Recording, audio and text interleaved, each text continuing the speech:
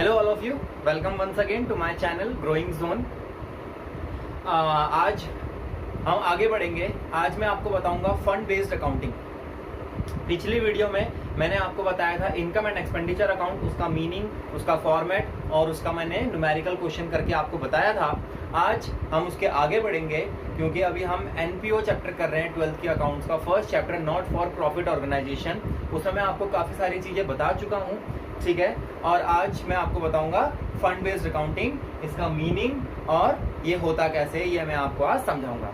आगे बढ़ने से पहले आप लोगों में से जिसने भी अभी तक चैनल को सब्सक्राइब नहीं किया, आप लोग उसको सब्सक्राइब कीजिए, जिससे आपको पिछली वीडियोस के बारे में और आगे आने वाली वीडियोस के बारे में भी पता चलता रहे।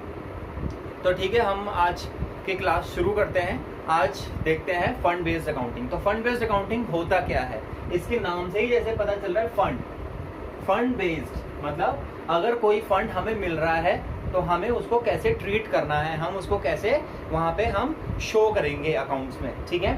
तो फंड बेस्ड अकाउंटिंग का मीनिंग क्या होता है? It refers to the accounting whereby receipts and incomes relating to a particular fund are credited to that particular fund and payments and expense are debited to it, ठीक है। यहाँ पे क्या बोला गया, फंड बेस्ड अकाउंटिंग क्या होता है? ये वो अकाउंट होता है जिसमें अगर हमें कोई भी फंड मिल रहा है, तो जिस नाम से वो फंड मिल रहा है, अगर वो स्पेसिफिक जनरल फंड है तो कोई बात नहीं, लेकिन अगर वो एक स्पेसिफिक फंड है, जैसे मैं बोलूँ कि स्पोर्ट्स फंड, ठीक है, टूर्नामेंट फंड, तो स्पोर्ट्स फंड का मतलब ये स्पोर्ट्स के लिए ही मिला गया और इसका यूज जो होगा वो स्पोर्ट्स के लिए ही होगा। अगर टूर्नामेंट फंड बोला है तो ये टूर्नामेंट खेलने के लिए ही वो फंड खर्च किया जाएगा, ठीक है। तो यहाँ पे क्या होता है, जो भी फंड हमें मिल रहा है, ठीक है, अगर रिसीव हो रहा है तो हम इनकम में शो करते हैं, ठीक है, और उसी अकाउंट के इनकम और एक्सपेंडिचर में हम उसको शो करेंगे, ठीक है। फिर यहाँ पे क्या बोला गया, such funds are created for specific purpose such as building fund. यहाँ देख लीजिए, यहाँ देखो, यहाँ पे नाम दिए गए कि ये फंड जो होते हैं ये स्पेसिफिक फंड होते हैं, मतलब ये किसी खास काम के लिए ही दिए जाते हैं और उसी काम के लिए ये यूज होंगे। जैसे बिल्डिंग फंड, अब बिल्डिंग फंड अगर दिया है तो बिल्डिंग फंड से क्या होगा, बिल्डिंग ही बनेगी, बिल्डिंग बनाने के लिए वो यूज होगा। उसके बाद लाइब्रेरी फंड दिया है तो लाइब्रेरी बनाने में खर्चा आएगा। उसके बाद स्पोर्ट्स फंड दिया है तो स्पोर्ट्स के लिए यूज होगा। ऐसे ही और भी बहुत सारे फंड्स होते हैं, वो उन्हीं चीजों के लिए यूज किए जाएंगे। उसके बाद क्या बोला गया, क्रेडिट बैलेंस। अगर फंड अकाउंट में क्रेडिट बैलेंस है तो वो बैलेंस शीट की लायबिलिटी साइड में कहाँ क्या होगा, शो होगा। हम उसको बैलेंस शीट की लायबिलिटी साइड में शो करेंगे। क्यों करेंगे? अगर बैलेंस क्रेडिट है तब। लेकिन अगर बैलेंस क्या है, डेबिट है, तो ये कहाँ जाता है, इनकम एंड एक्सपेंडिचर अकाउंट में। याद रखना, ये दो चीज याद रखना, अगर बैलेंस क्रेडिट है तो बैलेंस शीट में जाएगा, और अगर बैलेंस डेबिट है तो ये कहाँ जाएगा, इनकम एंड एक्सपेंडिचर अकाउंट में। अब इसको न्यूमेरिकली करके देखते हैं कि ये होता कैसे।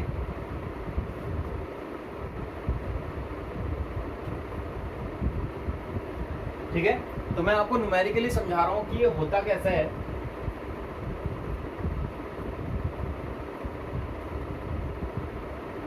स्पोर्ट्स फंड,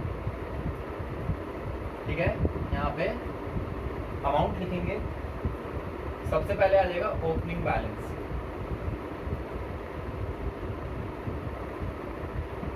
ओपनिंग बैलेंस मान लो 1 लाख रुपीज है। उसके बाद इसमें ऐड हो जाएगा इंटरेस्ट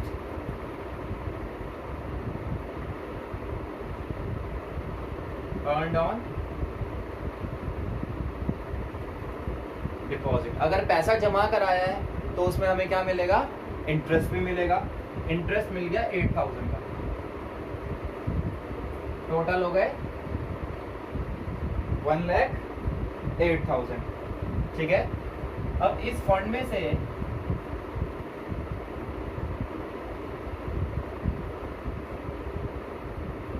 खर्चे भी हुए, एक्सपेंसेस फॉर द ईयर, साल भर में इस फंड से क्या हुए, खर्चे भी हुए। खर्चा कितना हुआ, 7,000 का। इसको हम ब्रैकेट में शो कर देंगे, जो भी चीज माइनस में होगी। कितना बच गया बैलेंस, 1,01,000। तो ये अब बैलेंस क्या है, ये बैलेंस क्रेडिट बैलेंस है, क्योंकि प्लस में आया है तो क्रेडिट बैलेंस है। तो ये कहां पे शो होगा, shown on liability side of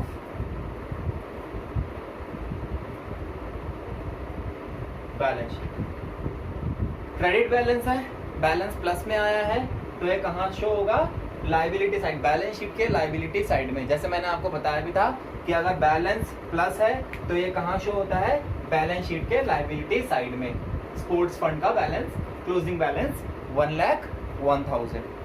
इसी को हम एक दूसरे तरीके से भी करके देखेंगे कि अगर बैलेंस डेबिट हुआ तब क्या होगा।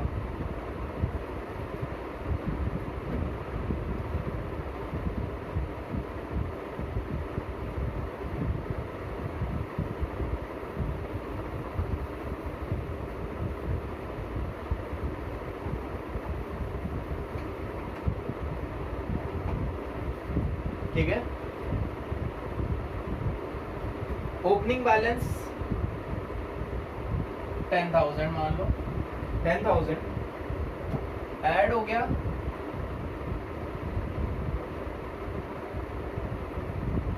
डोनेशन, जो डोनेशन मिला है 5,000 का डोनेशन मिला,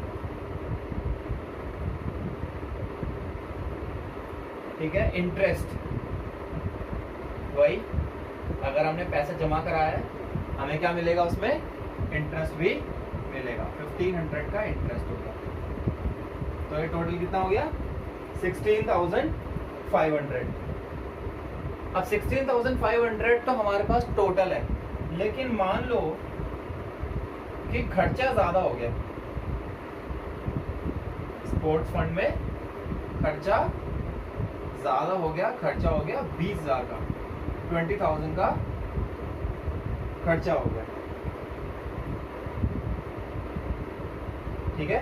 तो ये क्या आ गया, बैलेंस अब नेगेटिव में आ गया, माइनस में आ गया, माइनस का 3,500। तो ये कहां शो होगा, शोन इन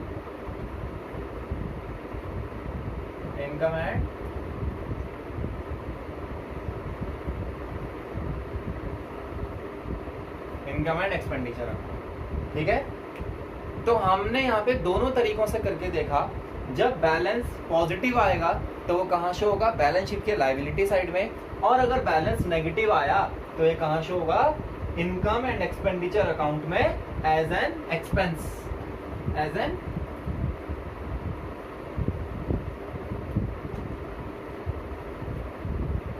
एक्सपेंस होगा, ठीक है। तो गाइस आज मैंने आपको बताया फंड बेस्ड अकाउंटिंग के बारे में, इसका मीनिंग और ये होता कैसे, ये मैंने आपको आज करके बताया। आज हमने इस चैप्टर का पार्ट 7 आज हमने किया है। आपको ये वीडियो कैसी लगी आप लोग बताइए। आप लोगों को कोई डाउट्स है आप लोग कमेंट में पूछ सकते हैं। लाइक कीजिए, कमेंट्स कीजिए, शेयर एंड सब्सक्राइब कीजिए। जिन्होंने अभी तक सब्सक्राइब नहीं किया प्लीज आप लोग चैनल को सब्सक्राइब कीजिए। आगे आने वाली वीडियोस जल्दी ही आएंगी, उसके बारे में भी आप लोगों को पता चलता है। Thank you.